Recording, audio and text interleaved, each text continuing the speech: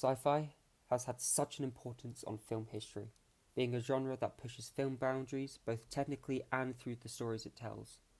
The films have inspired me throughout my life, whether that was my own beliefs or filmmaking style. The plot follows a lone human spending his days shooting through space in a tiny space capsule, a circular window being his only source of light. His purpose? Flicking a button every other week to keep the shuttle moving forward. How long has he been there? We don't know. The monotony of his life has him reflecting on the moments that led him there, why he chose to leave Earth behind. The flashbacks are told in reverse chronological order, revealing more and more about the reasoning for his journey. Finding love and losing it, loneliness and struggle. As his journey begins to conclude, we get even further back to his past, seeing flashes of his childhood and even before he was born. Flutters of cells morphing into formation, and it all ends with him approaching a planet, but all we see is a flash to white. Did he land and find life? Did he die? Now I want the plot to be secondary to the feeling.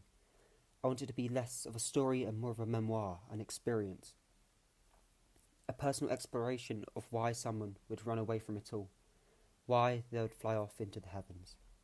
When creating this story, I didn't settle on writing a normal script, but rather I segmented the flashbacks into their own blocks, seeing them as their own thing. High Life is a big inspiration, both visually and with its story, with the man recounting how he began his journey to space with flashbacks. Nico Bellarestero's work with Yeezy on projects like the Jesus is King film and his use of circular aspect ratio for the videos during Kanye's Donda era originally gave me this inspiration for the aspect ratio. James Turrell's Roden Crater, which features heavily in the Jesus is King film, is also a big inspiration on the visual style, as Turrell's work focuses on light and space using landscapes to shape the spaces into surreal and heavenly atmospheres. The film Lucifer also inspired me with its omnipotent view of Earth, of its people, and all through the lens of a circular aspect ratio.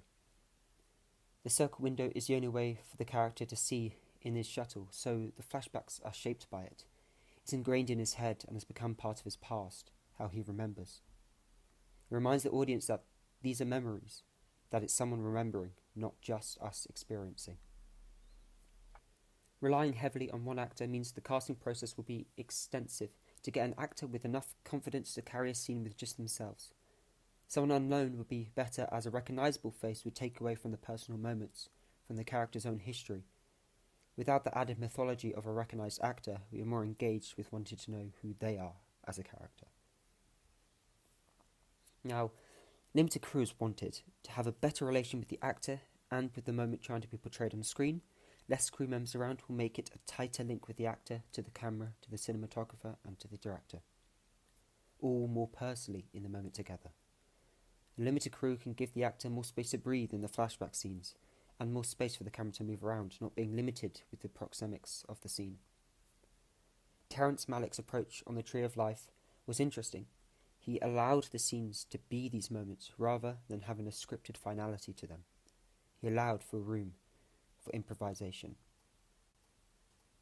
The scenes in space would be shot with a shallow depth of field to emphasise the cramped space and to have the audience more drawn into the actor's facial movements. Only lit through one circular window, the passing by planets would be sources of light, cold blues, vibrant pinks, but all rich in colour. Opposing the static camera in the ship, the flashbacks will utilise a more handheld approach to have it feeling more grounded. The flashbacks will have a more naturalistic look, with less usage of bright colours instead of relying on more natural light. A big inspiration is the works of Emmanuel Lubezki. The camera follows the characters, having such a focus on them, on their emotions. His use of natural lighting grounds us with the characters and the moment. On the Silver Globe also has a similar style of a wide lens to capture a natural view of the scenes, letting the audience breathe in the landscape and other details. I want the flashback scenes to be filmed with older cameras, possibly tape recorders, as I want the flashbacks to emulate old family footage. It will play on the audience's own nostalgia and memories, as that's our own way of looking back to the past. Hopefully this will all tie in to create a similar look to the Dogma 95 movement, with the cameras they used and with its rules of minimal lighting. For the planets, I want to copy Oppenheimer's use of practical effects to create otherworldly imagery, to capture their colours and movements, to make them feel alive. The technique of liquid light shows is how I'd achieve that. It's a form of light art, tying back to Turrell's work, that layers coloured mineral oil and alcohol over a light source to create this. Used mostly in the 60s for psychedelic music performances and avant-garde theatre productions, it will add a sense to the surreal elements of space I want to capture. The reverse chronological order of the story and the use of flashbacks give room for more experimental editing. These are the protagonist's memories, and memories don't always follow reality. They are splintered. Intercutting the scenes with imagery that reflects the emotion is one way I want to get closer to a more surreal feeling. In conclusion, my methodology ties into my own background in theatre, giving actors room to breathe and create. A theatre director, Antonin Artaud, had The Theatre of Cruelty. It was a largely movement-based performance style, aimed to shock the senses of its audience, just like how I want the ending of my film to be loud and bombastic. It sometimes uses violent and confronting images that appeals to the emotions of the characters, just like how I'm intercutting imagery into scenes.